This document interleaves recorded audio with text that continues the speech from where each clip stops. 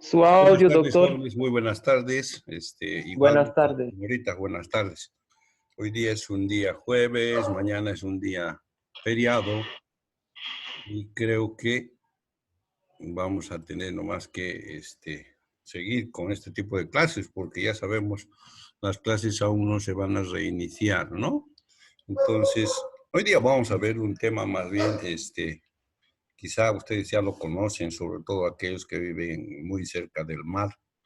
Nosotros estamos un poco alejados del mar, pero igual existen este tipo de patologías, sobre todo producidos por aquellos que comen algunos animales que viven sobre todo en los ríos, ¿no? Vamos a hablar de esto que se llama esquistosomiasis. ¿Alguna vez han escuchado hablar de esta parasitosis, de esta infestación, de esta infección? Así se llama, esquistosomiasis. ¿Alguien ha podido escuchar o ha tenido en alguna visita algún compañero, algún amigo que les ha dicho, ucha, había tenido estos parásitos que se llaman esquistosomas? ¿Alguna vez han escuchado esto? ¿Alguno de ustedes? No, doctor. Bien. También se las conoce como bilharziasis, ¿no? Tiene varios nombres. En realidad se llama la bilharziasis, fiebre de Katayama, cercadiosis cutánea, tremato sanguíneo, fiebre de caracol. Entonces, tiene otros nombres más que se le aplica, por ejemplo, a los lugares donde se producen este tipo de parásitos, que en realidad son los nemátodos también, son gusanos, vermes que se presentan sobre todo y que infestan a las personas a través de la alimentación de algunos animales que viven sobre todo a nivel del mar, que viven sobre todo en los ríos o donde hay humedad, sobre todo en los caracoles, ¿no? Estos son los que van a permitir el desarrollo de estos parásitos y cuando estos ya estén maduros van a eliminar unas formas infestantes que puede ser que consuman las personas o entren en contacto con ellas, entonces van a producir el ciclo de reproducción, produciendo la parasitosis, sobre todo intestinal y urogenital de las personas. Entonces son parásitos que van a generalmente provocar lesión a este nivel, a nivel intestinal y a nivel urogenital. Generalmente están del grupo de platelmintos. ¿Se acuerdan qué quiere decir platelminto? ¿O a qué se dice platelminto? Parásitos que son planos. Exacto, esos son, ¿no? Son gusanos planos y que generalmente están parasitando a las personas también. Lo mismo que los nematelmintos, que es otro tipo de parásitos de otra forma, ¿no? Su nombre es esquistosoma. En realidad se lee esquistosoma y se escribe schistosoma, ¿no? Es prevalente sobre todo, o es muy frecuente, dice, la presencia de estos sobre todo en África, en Asia, en América del Sur, sobre todo en los lugares donde el acceso de agua es mínimo o existe también muchas de estas, ¿no? El agente etiológico está producido por este tipo de gusano. En realidad son los tres esquistosomas y tienen un nombre debido al lugar donde viven, ¿no? O quien ha descubierto. Por ejemplo, el esquistosoma manzoni, el esquistosoma haematobium o el esquistosoma japonicum. Tienen nombres unos de acuerdo al lugar donde viven, como es el de la sangre. El hematobium tiene como un medio de desarrollo la sangre, el manzoni porque fue el que lo describió, y el japonicum porque es originario o vive en este área. ¿Cuáles son las causas que van a producir este tipo de infección? ¿No? Principalmente es la fuente de donde vamos a adquirir estos son las aguas contaminadas. Por eso hace rato decía, sobre todo en los lugares donde el agua es escasa, ¿no? Entonces, en los lugares donde el agua es escasa, cualquier fuente de agua es válida, sirve para el consumo, ¿no?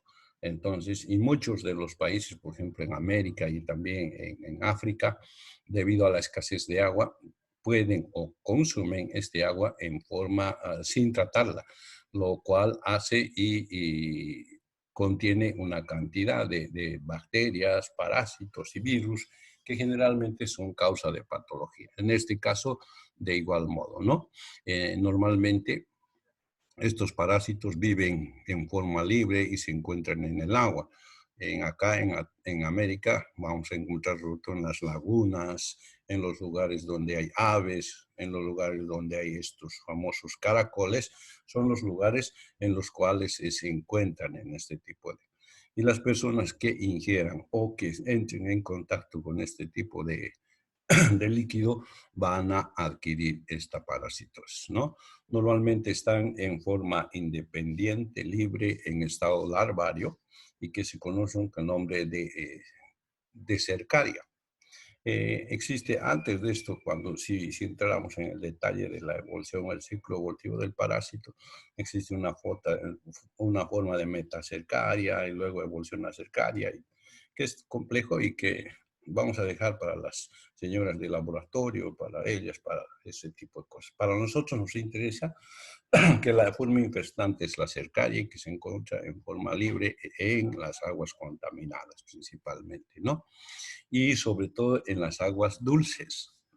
Eso hace que muchos de los, ¿cómo se llama? Los caracoles se presenten muy cerca de estos lugares y que van a ser los que también entren en el ciclo evolutivo y tengan mucho que ver con la transmisión de estos parásitos hacia las personas, ¿no? Entonces, cuando estamos hablando de los esquistosomas, son parásitos que van a ingresar por vía oral, ya sea por consumir algún alimento que tiene esta forma infestante o porque estemos en contacto con el agua, estemos entrando el agua o al final consumamos esta agua. Va a llegar al intestino y por alguna parte del intestino, atravesando las paredes, se va a dirigir principalmente a través de la sangre al hígado, ¿no? Al hígado y donde estos van a pasar nuevamente a la sangre y va a ser el lugar donde puedan madurar hasta convertirse en helmintos adultos, o sea, en parásitos adultos que pueden ser bisexuales, o sea, tienen sexos separados, son hembras y son machos. Entonces, estos empiezan a desarrollarse, concluyen su evolución como adultos y empiezan a parasitar a las personas que van a ser afectadas, ¿no?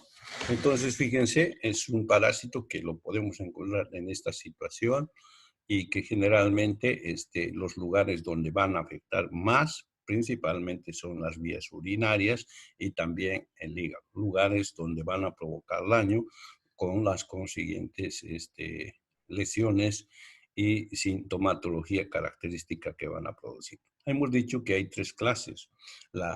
El esquistosoma haematobium, que su nombre se debe a que principalmente se encuentra en la sangre, el esquistosoma manzoni y el esquistosoma japonicum, que son los más conocidos y que tienen mayor incidencia. También hay el esquistosoma mekongii, lo mismo que el esquistosoma intercalatum, que son otras variedades, pero que la incidencia de estos a veces no es tan significativa, ¿no? ¿Cuál es? Cada uno de estos produce un tipo de lesión. Por ejemplo, dice en etiología podemos indicar que el esquistosoma manzoni principalmente causa daño a nivel intestinal, ¿no? Es una lesión que se conoce con el nombre de esquistosomiasis intestinal, debido a que el daño, la lesión, la presencia, la colonización de este área es el lugar donde se producen o se multiplican y proliferan, ¿no? Tenemos a la esquistosoma haematobium, que nos va a producir principalmente lesiones a nivel urinario, del sistema urinario. Y una de las vías por la que circula generalmente es a nivel de la sangre. También tenemos el esquistosoma japonicum, que nos va a producir principalmente problemas a nivel intestinal. Es también su lugar donde van a colonizar y el lugar donde van a poder desarrollar. Y todos estos son parásitos intravasculares obligados. Por eso decía hace rato que el lugar donde viven y donde colonizan es precisamente en estas áreas y sobre todo a nivel vascular, porque es el lugar donde van a conseguir los alimentos necesarios para su subsistencia, ¿no? De la Manzoni lo que podemos decir que esta también se conoce como bilharziosis y es frecuente en África, en Sudamérica, en Arabia, en Madagascar, y como es hospedador intermediario de este esquistosoma, principalmente son los caracoles que se producen cerca de las fuentes de agua donde consumen las personas, ¿no? Estamos hablando de agua dulce principalmente, ya sean fuentes manantiales que están produciendo agua para el consumo de las personas, es generalmente el lugar donde empiezan a desarrollarse y también la vía por la que muchas veces infestan a las personas. Generalmente, estos caracoles que tienen denominativos especiales, que son los que van a, sobre todo, intermediar en la infestación de esto. También la hematobium, que es un tremátodo sanguíneo, por eso el nombre de aematobio. El aema significa sangre, es un prefijo que nos va a significar denotar que estamos refiriéndonos a la sangre, pero que uno de los lugares de preferencia donde va a colonizar y va a hacer su parasitación es en la vejiga y sobre todo en las vías urinarias, ¿no? Lo cual va a producir lesiones o va a producir sintomatología a este nivel. Puede producir lesiones también a nivel de los órganos genitales y puede también ascender al sistema digestivo como al hígado y también a provocar lesiones en los pulmones. El hospedador o el huésped de este tipo de parásitos son los moluscos, generalmente que se encuentran también en medios donde existe cantidad de líquidos sobre todo, ¿no? Entonces, tenemos también al esquistosoma japonicum.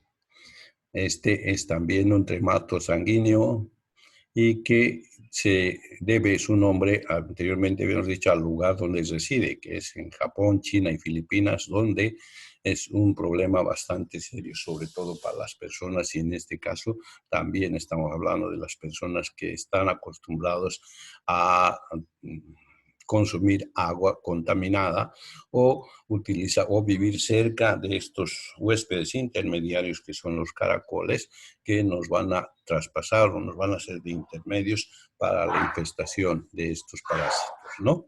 Entonces, son las tres principales formas, son las tres principales variedades que nos dan una incidencia bastante considerable en este tipo de infestaciones y que son importantes en el perfil de las enfermedades infecciosas, ¿no? En el ciclo de vida, realmente, las hembras, acá en este cuadro tenemos un resumen, fecundan y migran en contra de la corriente sanguínea para llegar a lugares a través de vasos más pequeños para llegar y depositar sus huevos en algunos de los órganos donde van a romper y van a dar lugar principalmente a la producción de pequeños parásitos que van a formar pequeños granulomas en el tejido en el cual van a infestar.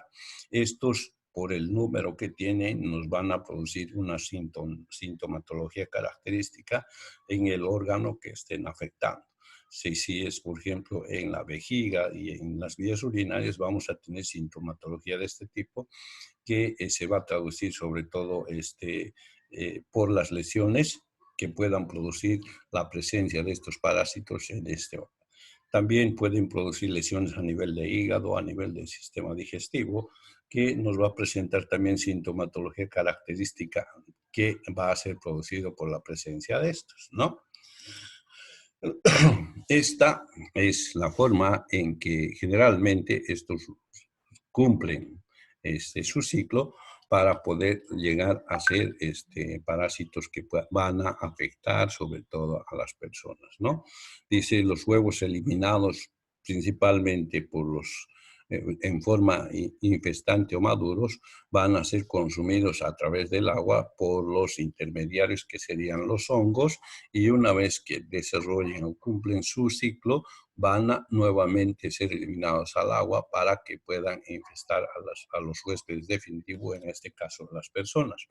En su patología lo que podemos hacer es que existe una primera fase donde existe principalmente la presencia de cercarias. Si nos acordamos, las cercarias son las formas infestantes que hemos dicho, se encuentran principalmente en el agua de algunos lugares donde el agua está contaminada y es el lugar o la fuente de origen de este tipo de lesiones. Se va a iniciar la patología principalmente por pequeñas lesiones cuando la vía no es oral, sobre todo por el ingreso a través de la piel, porque estos perforan e ingresan hacia el organismo, hacia la circulación, a través de pequeñas heridas que hacen en la piel.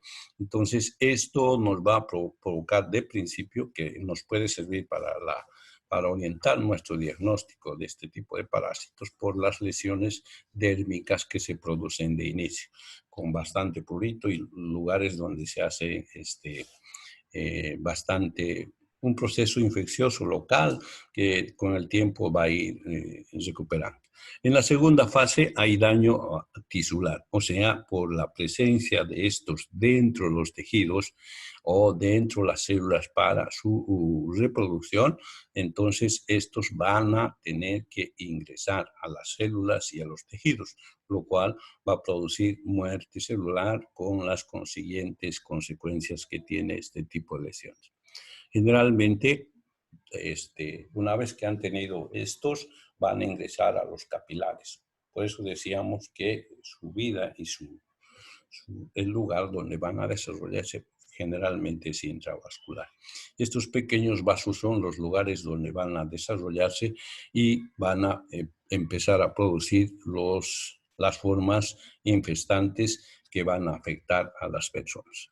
En la patología podríamos decir que en el hígado va a haber una hiperplasia, va a haber una hipertrofia, un agrandamiento del hígado debido a la presencia de los granulomas, que son nada más parásitos que se han englobado, que han ingresado a una célula y han formado una especie de pequeños tumores que van a hacer que el hígado parezca bastante grande, ¿no? En el vaso lo mismo, vamos a ver que existe una hiperplasia, o sea, en estos casos lo que vamos a ver con frecuencia es una hepatoesplenomegalia en forma conjunta, lo que junto a los antecedentes del lugar de la presencia de este tipo de parásitos, nos va a orientar y nos va a dar más o menos la idea de que sí se trata este tipo de parasitosis, ¿no? También existe lesión a nivel digestivo, sobre todo a nivel del colon, donde vamos a poder ver infiltración celular, vamos a ver observación de muchas úlceras o lesiones por la destrucción de células. ¿Se acuerdan que en algún momento dijimos que estas van a ingresar a las células para poder reproducirse y además por este resultado estas células van a morir? Si la cantidad de estas es grande, entonces vamos a ver la presencia de muchas lesiones como ulceraciones y pequeñas escoriaciones en la mucosa intestinal debido al efecto de los parásitos en este lugar. Entonces, la principal patología responde a eso, sobre todo a la hipertrofia de estos órganos afectados o a la presencia de lesiones ulcerativas por destrucción de células en los tejidos donde están parasitados. La distribución de estos en epidemiología es bastante amplia. Lo encontramos en todos los áreas donde podemos ver en este mapa que está coloreado y que nos da un dato de la frecuencia o la presencia de este tipo de pacientes, de casos, ¿no? Entonces, por ejemplo, las áreas más oscuras corresponden a áreas donde es mucho más grande la incidencia de estos casos que en las áreas más claras, ¿no? Y tenemos también unas áreas pintadas de un tono celeste, que son los lugares donde no existe o si existe es insignificante la incidencia.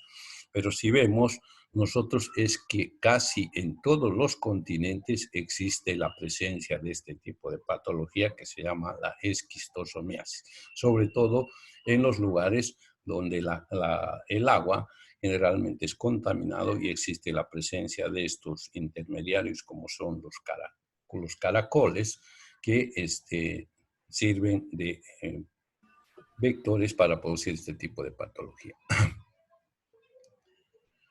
Cuando estamos hablando de los esquistosomas, tenemos que ver su patogenia. En la patogenia habíamos dicho que estos, cuando van a infestar a las personas, aprovechan o utilizan la vía dérmica. Estos atraviesan provocando lesiones a nivel de la piel y empiezan a ingresar a la piel. Esto nos va a producir generalmente una reacción local, un proceso inflamatorio, a veces prurito, y algunas de esas dos lesiones que en el curso de 2 semanas más o menos van a ir resolviéndose.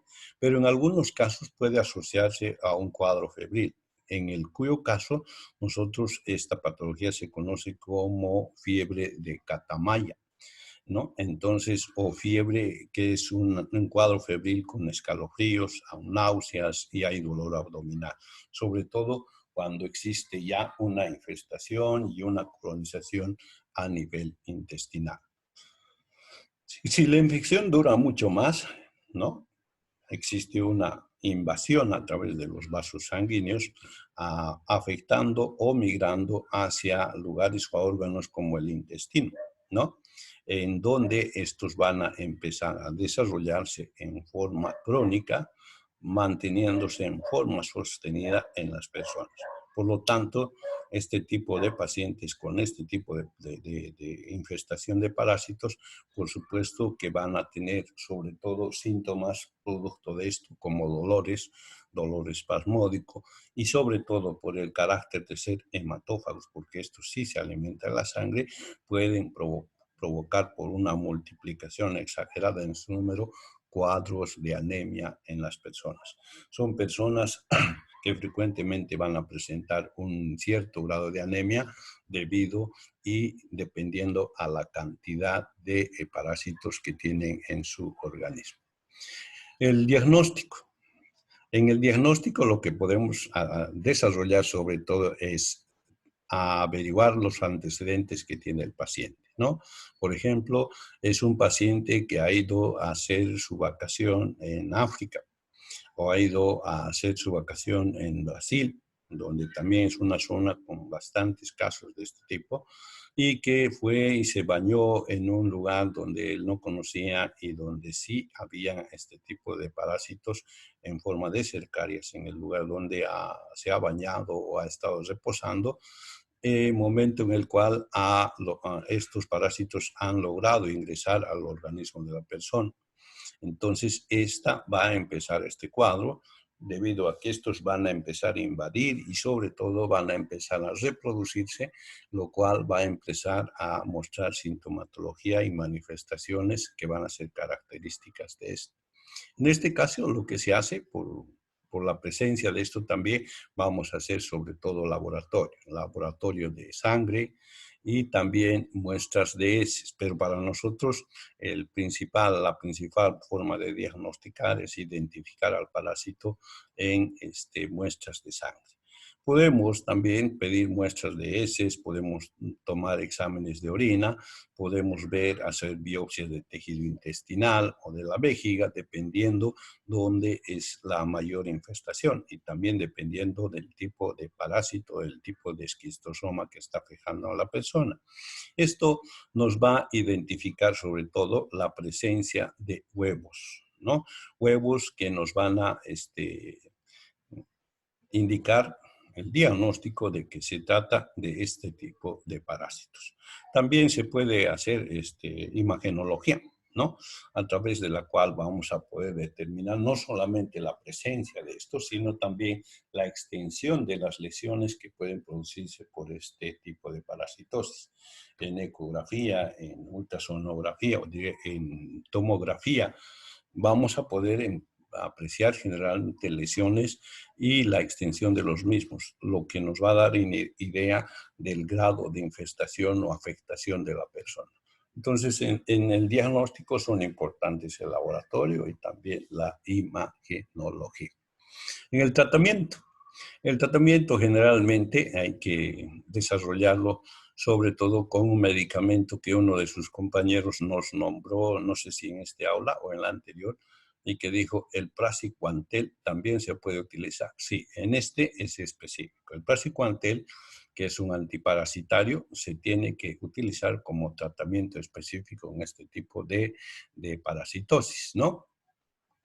Se tiene que hacer un seguimiento de esto a través de las muestras de heces, si es el lugar donde está afectado, a través de muestras de orina, si es el sistema genitourinario el que es afectado, donde vamos a siempre tratar de evidenciar la presencia de huevos del parásito, lo que nos va a significar un diagnóstico.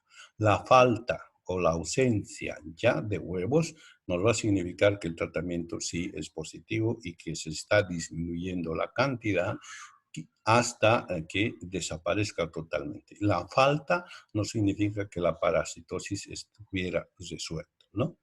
Pero en el tema de la erupción cutánea, en las lesiones locales y temporales, generalmente porque a veces son muy molestosas por el prurito o por el dolor que se pueda producir, lo que se hace generalmente son tratamientos sintomáticos. Eso significa utilizar cataplasmas, utilizar algunas cremas que nos van a disminuir y aliviar el dolor, compresas frías y todas esas cremas, sobre todo que se utilizan también en algunas reacciones alérgicas, como los corticoides, cremas con corticoides sobre todo, ¿no?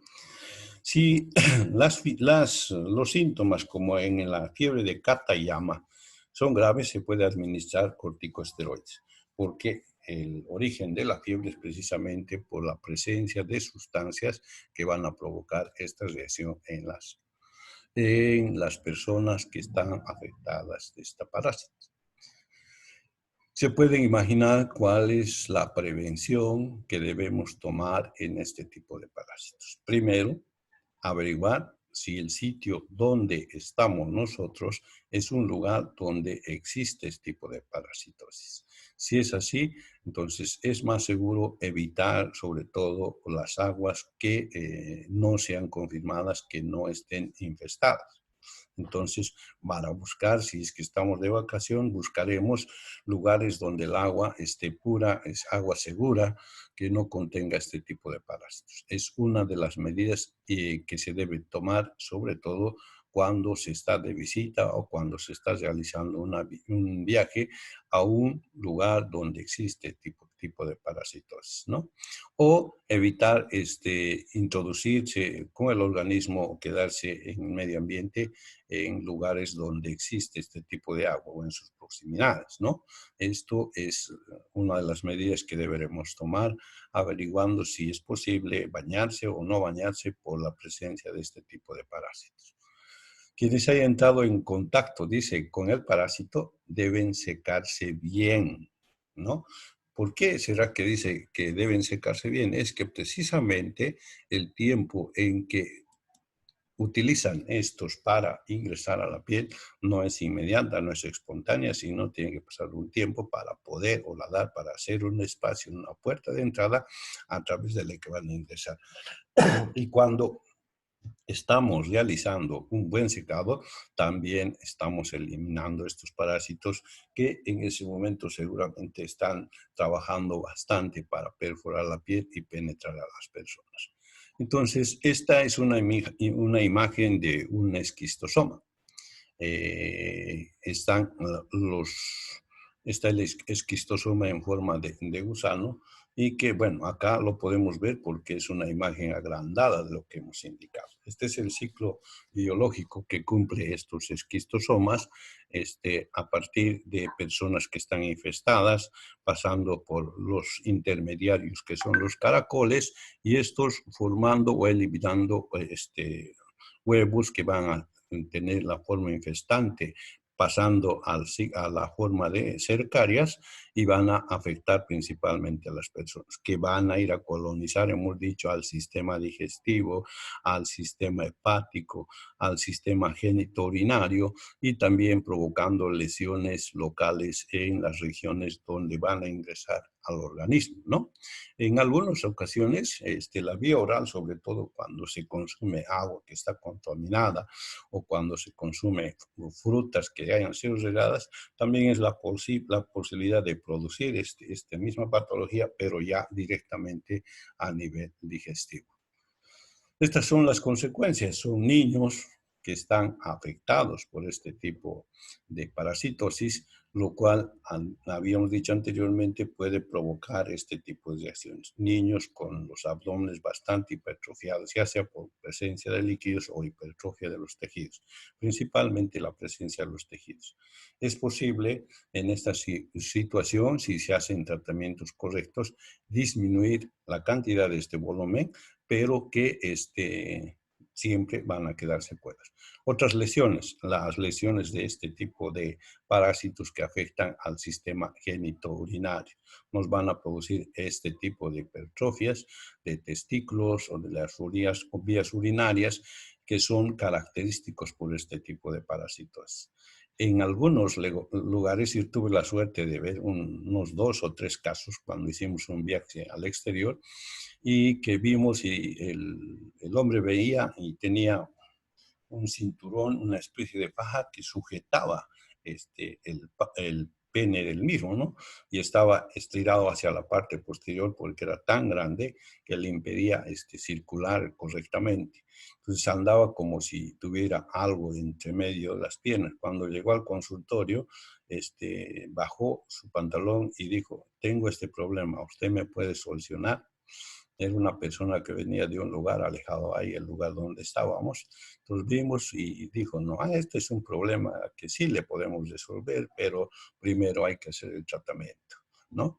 Entonces explicó él que deberíamos hacer el tratamiento en base al medicamento que se estaba utilizando y que posteriormente sí quedaran secuelas de la hipertrofia, como por ejemplo piel bastante grande, colgante, que podían hacer una cirugía para resolver esa situación. El problema es de que en el caso del pene, sí, o el escroto, sí, lo que se agrandaba más era sobre todo la piel. En cambio, los testículos estaban hipertrofiados, pero que con el tratamiento volvían a su estado anterior, o por lo menos muy cerca de lo que anteriormente era. Entonces, de eso se trata la esquistosomiasis. Es una parasitosis, es una infección frecuente en todos los lugares o las regiones donde hemos visto anteriormente, ¿no? Fíjense, es un área muy extenso en la parte de Sudamérica, sobre todo toma en cuenta toda la parte del Brasil, parte de Venezuela, o sea, los llanos, o sea, la región de los llanos exclusivamente conocidos en Sudamérica. También en Bolivia, pero la intensidad o la presencia tiene menor incidencia que en estos otros lugares. Esto es precisamente por los lugares y los depósitos de agua existentes en estas áreas. Gran parte de la población del territorio boliviano no tiene agua potable, ¿no? Entonces, solamente depósitos de agua, solamente en el tiempo de lluvias, ¿no? Entonces, son casos que se presentan con muy alta incidencia en este lugar. ¿Hasta aquí tenemos alguna pregunta?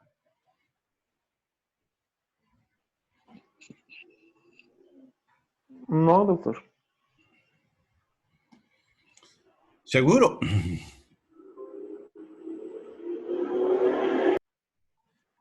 Bien. Una de las cosas que hay que hacer de notar que el nombre de bilharziasis es un nombre que se ha se le ha otorgado debido a que la persona que ha explicado, que ha mostrado, identificado, descrito todas estas situaciones producidas por este parásito ha sido bilharziasis, ¿no?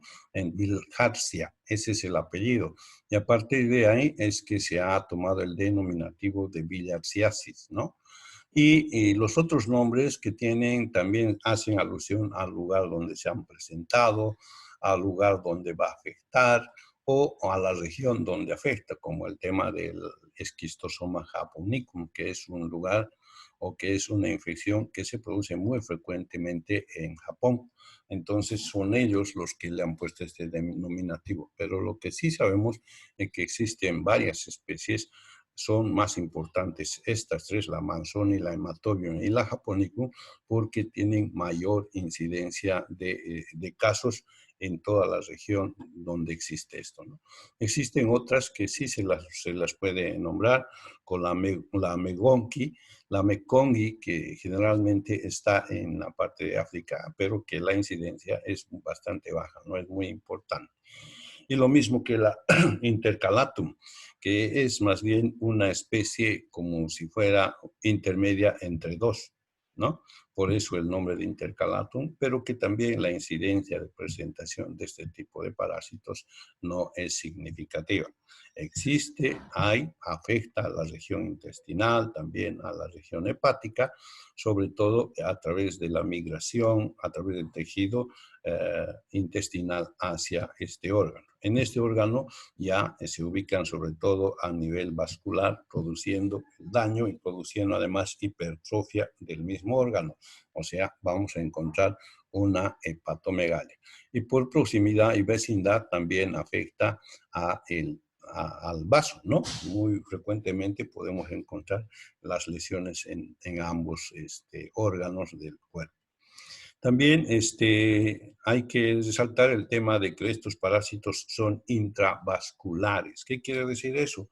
Que su medio o el lugar donde van a reproducirse es principalmente a nivel vascular, en los vasos pequeños, vasos capilares, donde van a empezar a reproducirse y van a desarrollar su vida adulta para poder luego reproducirse y migrar a través de los huevos que son inmaduros aún hacia otras personas, hacia los intermediarios y luego al huésped definitivo.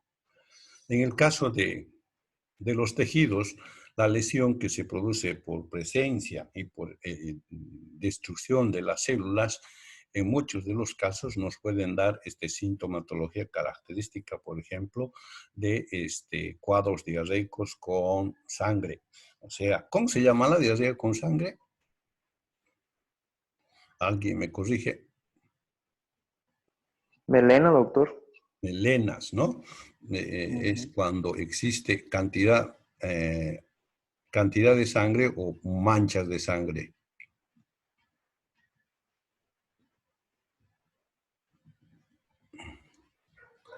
Las melenas son heces fecales con sangre. ¿Qué tipo de sangre? ¿Sangre coagulada? ¿Sangre fresca? Bueno, yo me imagino que sea coagulada, doctor. Va a depender de la lesión. Si la lesión es en la parte baja de los intestinos, vamos a tener generalmente sangre fresca, ¿no? Y sangre coagulada cuando estos van a pasar por los lugares donde se digiere.